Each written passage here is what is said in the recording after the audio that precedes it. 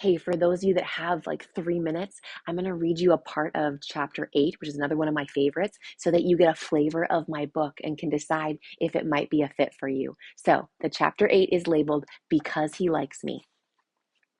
After junior high, when I was made fun of by the guys in band most days, my self esteem was a bit shaky. There was a tiny part of me that wondered if what they had said was true.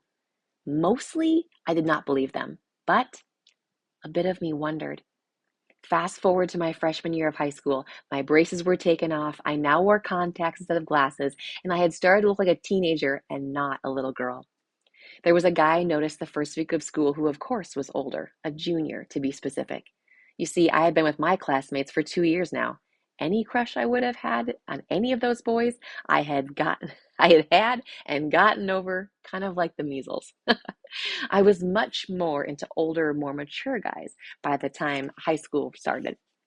This guy had a sophomore girlfriend, but that was fine with me. I was not the type of girl who let the guys know that I liked them anyway. I kept the crush to myself and a close friend or two and just waited to see if he ever pursued.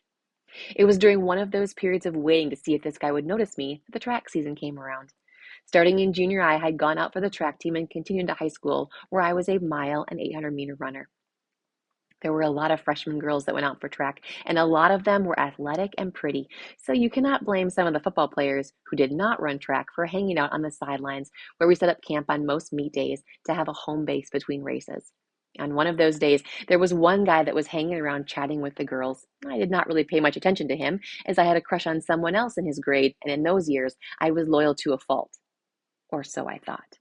Suddenly he asked me a question. What it was exactly escapes me, but however I answered back made him laugh.